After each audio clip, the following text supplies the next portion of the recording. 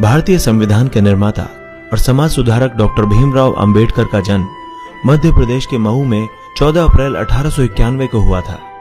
अंबेडकर को अपनी पढ़ाई और देश के लिए कई अहम कार्यों के लिए जाना जाता है। ऐसे में जानते हैं कि आखिर कितने पढ़े लिखे थे बाबा साहेब भीमराव अंबेडकर और उनके साथ कौन कौन सी उपलब्धियां जुड़ी हुई थी।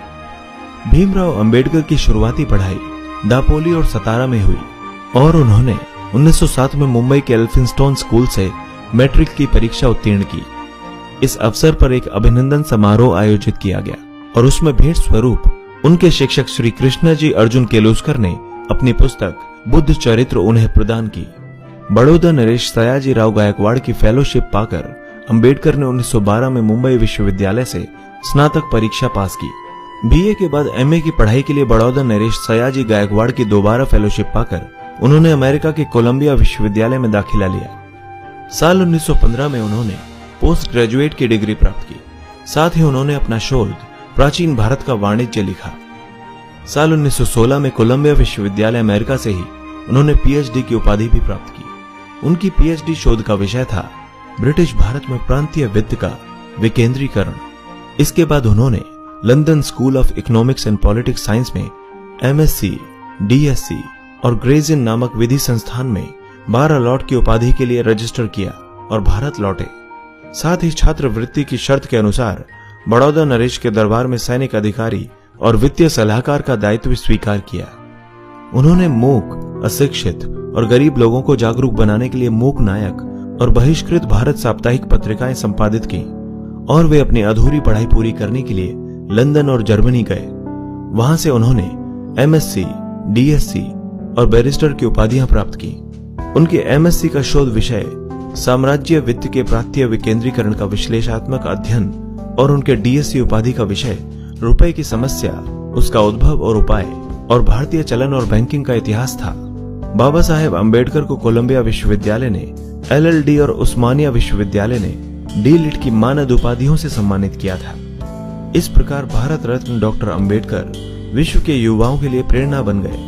इन्हें देश विदेश के कई विश्वविद्यालयों से पीएचडी की कई मानद उपाधियां प्राप्त थीं। उनके पास कुल 32 डिग्रियां थीं। जानिए क्यों अंबेडकर ने हिंदू धर्म छोड़कर बौद्ध धर्म अपना लिया था। भारत रत्न डॉक्टर भीमराव अंबेडकर एक महान समाज सुधारक और राजनीतिज्ञ के रूप में विख्यात रहे। उन्हें बाबा साहेब के नाम से जाना जाता है। वे स्वतंत्र भारत के प्रथम कानून मंत्री थे और वे भारतीय संविधान के रचनाकार भी माने जाते हैं। उन्होंने दलित बौद्ध आंदोलन को प्रेरित किया और दलितों के खिलाफ सामाजिक भेदभाव के विरुद्ध एक अभियान चलाया। उन्होंने श्रमिकों और महिलाओं के अधिकारों का समर्थन किया। आइए जानते हैं उनके जीवन से जुड़ी कुछ महत्वपूर्ण बातें। बाबा साहेब को भारतीय संविधान का आधार स्तंभ माना जाता है। उन्होंने हिंदू धर्म में व्यापक छुआछूत, दलितों, महिलाओं और मजदूरों से भेदभाव जैसी कुरीतियों के खिलाफ आवाज बुलंद की और इस लड़ाई को एक नई दिशा दी। वे महार जाति से ताल्लुक रखते थे जिसे हिंदू धर्म में अछूत माना जाता था। उनकी आर्थिक स्थिति अच्छी नहीं होने की वजह से उन्हें कई मुश्किलों का सामना भी करना पड़ा। आर्थिक मुश्किलों के साथ ही उन्हें हिंदू धर्म की कुरीतियों का भी सामना करना पड़ा और उन्होंने इन कुरीतियों को दूर करने के लिए हमेशा प्रयास किया। आजादी के बाद अक्टूबर 1956 को उन्होंने बौद्ध धर्म अपना लिया, जिसके कारण उनके साथ लाखों दलितों ने भी बौद्ध धर्म अपना लिया था। उनका मानना था कि मानव प्रजाति का लक्ष्य अपनी सोच में सतत सुधार लाना है। डॉक्टर अंबेडकर की पहली शादी 9 साल की उम्र में रमाबाई से हुई। रमाबाई की मृत्यु के बाद उन्होंने ब्राह्मण परिवार से ताल्लुक रखने वाली सविता से विवाह कर लिया। सविता ने भी उनके साथ ही बौद्ध धर्म अपना लिया था। अंबेडकर की दूसरी पत्नी सविता का निधन वर्ष 2003 में हुआ। बी.आर. अंबेडकर को आजादी के बाद संविधान निर्माण के लिए 29 अगस्त 1947 को संविधान के प्रारूप समिति का अध्यक्ष बनाया गया। उनकी अध्यक्षता में 2 वर्ष 11 महीने 18 दिन के बाद संविधान बनकर तैयार हुआ। कहा जाता है कि वह 9 भाषाओं के जानकार थे। साल 1990 में उन्हें भारत के सर्वोच्च सम्मान भारत रत्न से मरणोपरांत सम्मानित किया गया। अंबेडकर जिस ताकत के साथ दलितों को उनका हक दिलाने के लिए उन्हें एकजुट करने और राजनीतिक सामाजिक रूप से उन्हें सशक्त बनाने में जुटे थे, उतनी ही ताकत के साथ उनके विरोधी भी उन्हें रोकने के लिए जोर लगा रहे थे।